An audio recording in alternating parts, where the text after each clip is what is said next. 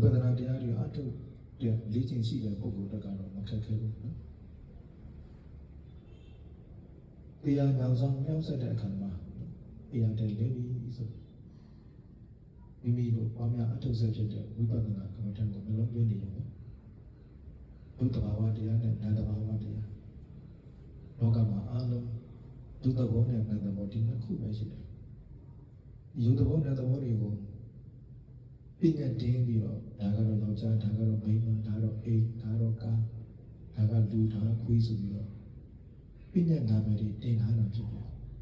အဲ့ဒါတွေအကုန်လုံးဖယ်ရှားလိုက်ပြီးတော့စစ်စစ်ပေါက်ကြည့်လိုက်မယ်ဆိုရင်လူဖြစ်ဖြစ်နတ်ဖြစ်ဖြစ်အိမ်ဖြစ်ဖြစ်ကြောင်းဖြစ်ဖြစ်အကုန်လုံးအဘာဝတရားတွေကြည့်ပဲတချို့ကယုတ်တဘောနဲ့နန္တဘောတချို့ကနန္တဘောတတ်တချို့ကယုတ်တဘောတတ်အဲ့ဒါတွေပဲအားလုံးကယုတ်တဘောနန္တဘောများတာဖြစ်တယ်အဲ့တော့မိမိတို့ဘာများအထောက်အပံ့ဖြစ်တဲ့ဝိပဿနာကမ္မဋ္ဌာန်းကိုနှလုံးသွင်းနေမယ်ဆိုရင်လောဘဒိဋ္ဌိကင်းကွာလောဘဒိဋ္ဌိကင်းကွာနေတယ်ဆိုရင်အသိဉာဏ်တရားကိုအောင်းကောင်းရင်ဆိုင်နိုင်တယ်ပေါ့ဘလောက်ပဲဝေဒနာတွေပြင်းထန်နေပါစေအဲ့ဒီဝေဒနာမှာငါမပါဘူးငါကောင်းငါလည်းငါရှိအခန္ဓာလို့မဆွဲလဲအဲ့တော့တဏှာသဘောဒိဋ္ဌိသဘောကင်းကွာပြီးတော့အဘာဝမြတ်တာဖြစ်တဲ့ယုတ်သဘောမြတ်တာဖြစ်တဲ့နတ်သဘောမြတ်တာဖြစ်တယ်လို့သုံးသက်ဆင်ခြင်ရှုမှတ်နေမယ်ဆိုရင်သိကြည်ကြည်လင်လင်နဲ့ဥစ္စာလို့ဘဝတစ်ခုညီကုန်းချုပ်နိုင်တယ်ပေါ့ပြည်ခြင်းတရားကိုကောင်းကောင်းမြင်ဆိုင်နိုင်တယ်မြတ်စွာဘုရားလက်ထက်တုန်းကအရှင်ဂေါတိကဆိုတဲ့ယဟန်တစ်ပါးရှိတယ်အရှင်ဂေါတိကပမထကမ္မထံဒီအတုပမထဒီပေါ့မယ်ဇန်ရီရတယ်ပေါ့နော်မြတ်စွာဘုရားလက်ထက်တုန်းကမြတ်စွာအဖြစ်ပမထကနေမှဝိပဿနာကိုတောင်းလို့ရှိတာအဲ့တော့ပမထကမ္မထံကိုအတုတော့ဇန်ရီရတယ်အဲ့သူယောဂခဏခဏဖြစ်တယ်ကျမ်းမာရေးမကောင်းဘူးကျမ်းမာရေးရှုချတယ်ခန္ဓာကိုယ်ကမကျမ်းမာဖြစ်တော့ရုပ်မကျမ်းမာရင်စိတ်လည်းမကျမ်းမာတတ်ဘူးဒီစိတ်ဆိုတာကရုပ်ကိုပြီးနေရတယ်ကုသိုလ်ကိုမကျမ်းမာဖြစ်ဘူးကြမယ်ဖြာနာတာဖြစ်ဘူးကြမယ်ဖြာနာပြီးဆိုရင်စကားလည်းမပြောချင်တော့ဘူးငါဘယ်မှလည်းမသွားချင်တော့ဘူးစားလည်းမစားချင်တော့ဒီလိုဖြစ်လာရုပ်အားနေသွားတာနဲ့စိတ်တွေပါအားနေသွားတယ်စိတ်တွေမရှင်းတော့စိတ်တွေမတက်သွားတော့ဆိုတော့ဒီအရှင်ဂေါတိကကျမ်းမာရေးခဏခဏချို့ရင်းနဲ့ကျမ်းမာရေးခဏခဏပေါက်ကျမ်းမာရေးပေါက်တော့ရထားတဲ့ဇန်ကချွတ်ချွတ်သွားဇန်ပြန်ဝင်စားလို့မရဘူးအဲ့လိုဖြစ်သွားဇန်ကမ္မထကမ္မထကိုအောင်မြင်ထားပြီမဲ့ယောဂဖြစ်တဲ့အခါမှာအဲ့ဒီဇန်တရားကိုပြန်အထုတ်လို့မရဘူးဇန်ချွတ်သွားအဲ့လိုမျိုးဘယ်နှခါဖြစ်တယ်ဆိုတော့6ခါလောက်ထိဖြစ်တယ်ကျမ်းမာရေးကောင်းသွားတယ်ကောင်းသွားရင်ပြန်အထုတ်ဇန်ကမ္မထပြန်ရသွားတယ်ခါကျမ်းမာရေးပြန်ဖောက်ယောဂပြန်ဖြစ်တော့ဇန်ဒီသမထတွေပြန်လျှော့ကြအဲ့ဒီလိုနဲ့ကျမ်းမာရေးကောင်းရင်အထုတ်ကျမ်းမာရေးဖောက်ရင်ယောဇန်တရားတွေပြန်လျှော့ကြတယ်6ကြိမ်လောက်ထိဖြစ်သွားတယ်အဲ့ဒီလောက်ထိဖြစ်သွားတော့စိတ်ကမရှိတော့ဒီခန္ဓာကိုအတော့ဆိုးတာဒီခန္ဓာကိုတော်တော်ဆိုးတာပဲဒီခန္ဓာကိုရှိတော့ငါရထားတဲ့တရားတော်မှာလျှော့ကြကုန်ပြီအဲ့ဒါနဲ့မထူးဒီဘဝကတော့တော့ဖြစ်နေတာဆိုပြီးတော့နေတုံးတာကိုယူပြီးတော့လေဘင်းကိုလှိလိုက်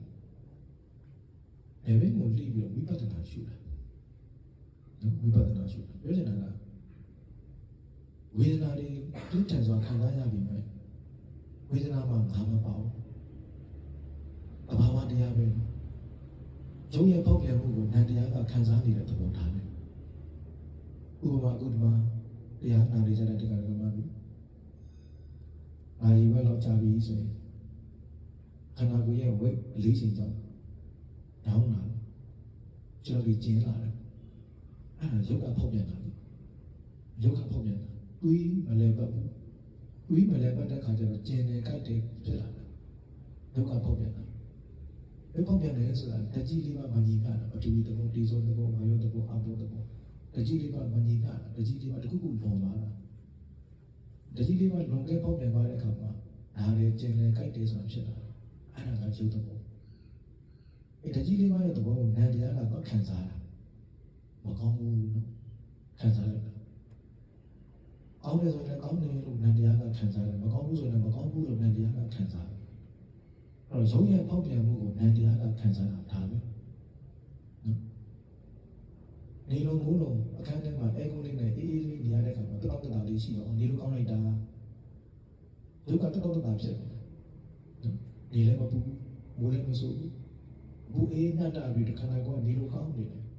ဒါရုပ်တော်ကတတ်တာနေတာပထဝီအာဘုတေဆုံးဝါရောတကြီးလေးပါတတ်တာနေတာအဲ့ဒီပုံမှာနန္တရားကခံစားလိုက်တာကောင်းလိုက်တာလို့နန္တရားကခံစားတာနော်အဲ့တော့ကောင်းတယ်လို့ခံစားတာနန္တရားမကောင်းဘူးလို့ခံစားတာနန္တရားရုပ်တွေပေါက်ပြန်နေတဲ့တော့ရုပ်တွေညီမျှနေတဲ့တော့ဆိုတော့အရှင်ဂေါတိကသူ့ရဲ့ပြစ်ထန်လာဆိုတော့ဝေဒနာကိုငါမပါပဲနဲ့အဘာဝတရားတစ်ခုအနေနဲ့လက်ခံပြီးတော့ရှုပါတယ်ရုပ်ရဲ့ပေါက်ပြန်မှုသဘောနန္တရားရဲ့ခံစားမှုသဘောဒါလေးတွေကိုရှုပါတယ်ငါမပါဘူးငါမပါပဲနဲ့တဘာဝတရားတစ်ခုအနေနဲ့ကြည့်ရှုပါတယ်အဲ့တော့ဘလောက်ပဲဝေဒနာပြင်းထန်ပါလေပြောငါမပါရင်ခံနိုင်ရရှိတယ်ကြည့်နိုင်တယ်ဒါတော့အပြငါပါတော့ငါလက်ကြီးဘာဖြစ်သွားပြီငါခေါင်းကြီးဘာဖြစ်သွားပြီငါတိုက်ကြီးဘာဖြစ်သွားပြီအဲ့ငါနဲ့တဏှာငါနဲ့ပါသွားတဲ့အခါမှာခံနိုင်ရမရှိငါမပါဘူးဆိုရင်ကျွန်တော်စာပေထဲမှာပရတော်လို့ခေါ်တယ်ပါလိမ့်ပရတော်ဆိုတာသစိမ့်တယောက်ကိုကြည့်ပါဒီရုပ်သဘောနာမ်သဘောတွေကိုသစိမ့်တယောက်ကိုကြည့်ပါဦးဇင်းတို့လူမမာတွေမေးခွန်းသွားမေးတဲ့အခါမှာဒီကောင်းလားကျမ်းပါလားလူမမာကိုတရင်သွားမေးလို့ရှိရင်လေကိုခန္ဓာကိုယ်မဟုတ်တဲ့ခါကျတော့ဘယ်လိုမှမခံနိုင်ရအောင်ကောင်းကြည့်နိုင်တယ်ကောင်းမေးလို့ရတယ်ဒီကောင်းလားကျမ်းပါလားဘယ်လိုရှင်းနေကြည့်လဲကိုမမဟုတ်တာကိုခန္ဓာကိုယ်မဟုတ်အဲ့တော့သူများခန္ဓာကိုယ်ဖြစ်တဲ့အခါကျတော့ကြည့်နိုင်တယ်ကြည့်ရဲတယ်မေးရဲတယ်ကိုခန္ဓာကိုယ်ဖြစ်ရင်တော့ဟာငါခန္ဓာကိုယ်ကြီးဆိုပြီးတော့အဲ့မှာဆွဲတော့နားရဲကျင်းတဲ့အော်ရဲဟစ်တယ်ဖြစ်လာအဲ့တော့မြတ်စွာဘုရားကအဲ့မှာပရတော်မိမိရဲ့ဒီရုပ်တဘာဝနဲ့တဘာဝတရားတွေကိုသစိမ့်တယောက်ကိုကြည့်ပါဘာခန္ဓာလို့မဆွဲပဲနဲ့သစိမ့်တယောက်လို့ကြည့်တဘာဝတရားကိုနဲ့မဆိုင်အဲ့လိုမျိုးရုပ်တဘာဝနာမ်တဘာဝအနေနဲ့ကြည့်အဲ့လိုဆိုရင်ကြည့်နိုင်တယ်ကြည့်ရဲတယ်ခန္ဓာကြီးရှိတယ်ငါးပါးခန္ဓာကြီးရှိတယ်ငါးပါးခန္ဓာကြီးမရှိတော့အဲ့တော့အရှင်ဂေါတိကမထေရကသူ့ရဲ့ပြည့်ထန်လာတဲ့အဲ့ဒီဝေဒနာတွေကိုငါးပါးပဲနဲ့ရုပ်တဘာဝမြတ်တာဖြစ်တယ်နာမ်တဘာဝမြတ်တာဖြစ်တယ်ဆိုပြီးတော့ရုပ်တဘာဝနာမ်တဘာဝတွေကိုရှုမှတ်သုံးသပ်လိုက်တာအဲ့ဒီမှာယဟန္တာဖြစ်သွားတယ်ဒီကနေ့မှာယဟန္တာဖြစ်သွားတယ်ဝိပဿနာရဲ့အစွမ်းအားအဲ့ယဟန္တာဖြစ်ပြီးအားကြမှာအဲ့ဒီယောဂအဲ့ဒီဝေဒနာနဲ့ပရိနိဗ္ဗာန်ဆံသွားတယ်ပေါ့ပရိနိဗ္ဗာန်ဆံသွားတယ်အဲကြောင့်ဦးဇင်းတို့နံပါတ်1ဒီလမ်းကတော့မိမိရဲ့တဏ္ဍာမှာဖြစ်ပေါ်နေတဲ့ရုပ်တဘာဝနာမ်တဘာဝကိုငါမပါပဲနဲ့ရုပ်တဘာဝနာမ်တဘာဝမြတ်တာဖြစ်တယ်လို့ရှုမှတ်သုံးသပ်ဆင်ခြင်ပြီးတော့စိတ်ကိုကြည်လျောင်ထားတဲ့နည်းဒီနည်းအပြင်ပြောရင်ဝိပဿနာရှုမှတ်ပြီးသိခြင်းတရားကိုရည်ဆိုင်တဲ့နည်းဖြစ်ပါတယ်ဒါကပထမနည်းလမ်းဝိပဿနာအထုနေကြပုဂ္ဂိုလ်တွေကမခက်ခဲပါဘူးအဲ့တော့အဲ့ဒီဦးဇင်းတို့ခရီးစဉ်မှာတခါတည်းမေးတာကတပည့်တော်ရဲ့အဖေကဝိပဿနာအထုမှုလည်းမရှိဘူးတဲ့အဲ့ဒါဘယ်နဲ့လုပ်ကြမလဲအဲ့တော့ဒုတိယနည်းလမ်းရှိတယ်အဲ့ဒါကတော့မိမိတို့ပြုလုပ်ခဲ့တဲ့ကုသိုလ်ကောင်းမှုကိုအာရုံပြုကြဖို့ပဲဝိပဿနာအထုတဲ့လေ့ကျင့်မရှိတဲ့ပုဂ္ဂိုလ်ကကုသိုလ်ကောင်းမှုကိုအာရုံပြုဖို့ပဲကုသိုလ်ကောင်းမှုကိုအာရုံပြုပြီးတော့လည်းပဲသိခြင်းတရားကိုရင်ဆိုင်နိုင်တယ်ပေါ့တနည်းအားဖြင့်ပြောမယ်ဆိုအာရုံလွှဲတယ်လို့ခေါ်တယ်အလုပ်ပဲဝေဒနာတွေနာကျင်ကြိုက်ခဲနေပါစေအာရုံလွှဲထားနိုင်ရင်ကိုယ်စလို့အဲ့ဒီဝေဒနာတွေကိုမသိတော့ရုပ်ချင်းကြည့်ဦးကြလိမ့်မယ်ဒီလိုရုပ်ချင်းတွေဆို2 နာရီကြာတယ်3 နာရီကြာတယ်ဒါပေမဲ့ထိုင်နိုင်တယ်နော်2 နာရီဆိုလည်းထိုင်နိုင်တယ်3 နာရီလည်းထိုင်နိုင်တယ်မထားလည်းကြည့်တယ်အဲ့တော့စိတ်ကအဲ့ဒီရုပ်ချင်းပိတ်ကအာရုံပေါ်မှာရောက်နေတဲ့အခါမှာခန္ဓာကိုယ်ရဲ့နာမှုကျင်မှုကြိုက်မှုကိုသတိမထားဘူးမနာတာကိုနားတယ်မကြိုက်တာကိုကြိုက်တယ်မကျင်တာကိုကျင်တယ်ဒါပေမဲ့ကိုယ့်ရဲ့စိတ်ကဒါချင်းကြိုက်ခဲမှုရုပ်ရဲ့ပေါက်ပြန်မှုပေါ်မှာစိတ်ကရောက်မနေပဲနဲ့ရုပ်ရှင်ပိတ်ကားပေါ်မှာမင်းသားမင်းသမီးတွေရဲ့ဖြိုပြမှုကိုအာယုံကကတ်နေတဲ့အခါမှာအာယုံကဒါချင်းကြိုက်ခဲမှုကိုမသိတော့တာဒါချင်းကြိုက်ခဲမှုတွေကိုမခံစားတော့တာမရှိတာမဟုတ်ရှိတယ်အာယုံပြတ်ထားတာဒီသဘောပဲပေါ့ရုပ်တရားတွေဘယ်လောက်ပဲပေါက်ပြန်ဒါချင်းကြိုက်ခဲနေပါစေကုသိုလ်အာယုံကိုစိတ်ကလက်နေမှဆိုရင်သိတော့ကုသိုလ်အာယုံကိုစိတ်ကလက်နေမသိတော့အဲ့တော့ဒုတိယနည်းလမ်းကကောင်းမှုကုသိုလ်တွေကိုအာယုံပြုပြီးတော့သိခြင်းတရားကိုရင်ဆိုင်တဲ့နည်းပဲဒီလိုလင်္ကာမှာဒုဋ္ဌဂါမဏိမင်းဆိုတာရှိတယ်ဒုဋ္ဌဂါမဏိမင်းကြီးကကုသိုလ်တိတ်လုပ်တာကုသိုလ်တွေများကြီးလုပ်တယ်ဒီနေ့တိရိလင်္ကာနိုင်ငံမှာထင်ရှားတဲ့ဇီတိတစုမဟာဇီတိလို့ခေါ်တဲ့ဇီတိကြီးစကိုင်းကကောင်းမှုတော်တွေကိုကြည့်ပြီး အဲ့ဒုက္ခကမင်းတည်ထားတယ်အဲ့တော့အဲ့ဒီဘင်းကြီးကကုသိုလ်ကောင်းလို့ပြည့်လို့ပဲအခါတော့ကသူစစ်ဖြစ်တဲ့အခါမှာစိတ်ချုံးလို့ထွက်ပြေးရတယ်။ပေါ်ရဲကိုပြေးတယ်။ကျင်ပြေးရင်နောက်လိုက်အမတ်တူရဲ့မြင်းရင်ဒါပဲစိတ်ထဲစိတ်ချုံးလို့ထွက်ပြေးပေါ်ရဲမှာပေါ့။တမင်းစားချိန်ရောက်တဲ့အခါကျတော့ဘိုင်းစားတော့ကျင်ပြေးကအမတ်ကြီးကိုပြေးတယ်အမတ်ကြီးဘိုင်းစားတယ်စားကြတယ်မပါဘူးလား။တမင်းတထုပ်တော့ပါတယ်အချင်းကြီးအေးကွာအဲ့လိုဆိုရင်အဲ့တမင်းတထုပ်ကို၄ပုံပုံတို့စားကြစို့အချင်းကြီး၄ပုံဘာကြောင့်ပေါ်ရတာလဲအရင်ကြီးရဲ့ကျွန်တော်မျိုးရဲ့မြင်းရဲ့သုံးမျိုးပဲရှိတယ်နောက်တစ်ပုံကဘာတူတက်တော့နောက်တစ်ပုံကငါလှူမလို့တိတက်တဲ့အရင်ကစပြီးတော့ဘလူဘဲနဲ့မစားဘူးသူ့မှာကောင်းတဲ့ကျင့်လေးရှိတယ်လူတန်းပြီးမှစားလေးစားတတ်ရှိတယ်ဘလူဘဲနဲ့မစားဘူးဒါဥစ္စာတော့မြန်မာရိုးရာထုံးတဲ့စကားမှာလည်းပဲဥပပြားဆိုပြီးတော့ဆုံးတော်ကတ်ကြတယ်လေအားလုံးစင်ရည်ဖြစ်စေချမ်းသာသည်ဖြစ်စေအိမ်တိုင်းမှာဘုရားရှိကြတယ်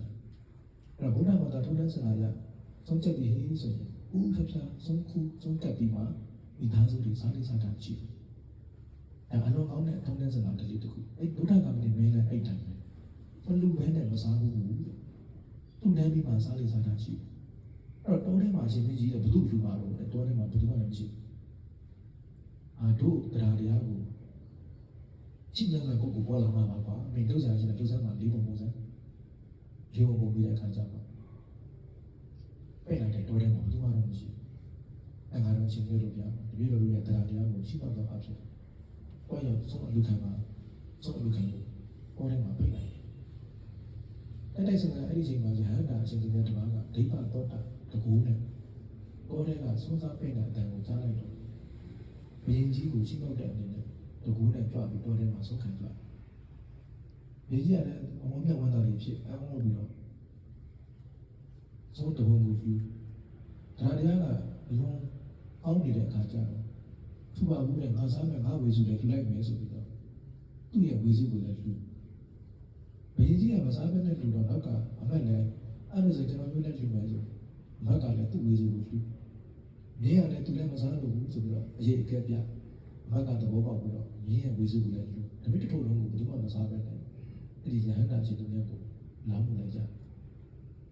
ဘာမှကြီးကျယ်တဲ့အလှူတော့မဟုတ်ဘူးနော်ဒါပေမဲ့တစ်ထုပ်အလှူကမကြီးကျယ်ဘူးဒါပေမဲ့တောထဲမှာစိတ်ချုံးလို့ပြေးနေတဲ့အချိန်ဆိုတော့ဒါပေမဲ့တစ်ထုပ်ရဲ့တန်ဖိုးကလည်းမသိဘူးပေါ့အာမန်ချိန်မှာဒါပေမဲ့တစ်ထုပ်တွေတော့မှတန်ဖိုးမရှိဘူးပဲအခုလိုတောကြီးမဲ့မဲ့ထဲမှာအစာရည်စားခေါင်းမတဲ့နေရာတစ်ခုမှာဒါပေမဲ့တစ်ထုပ်ကတန်ဖိုးရှိရတယ်ဆိုတော့သူစားမဲ့ဥစ္စာကိုမစားဘဲနဲ့အငတ်ခံပြီးလူလိုက်ရတဲ့ဟာကိုပီတိတွေဖြစ်နေဆိုတော့ဒီဒုက္ခကပတိမင်းကြီးမှာ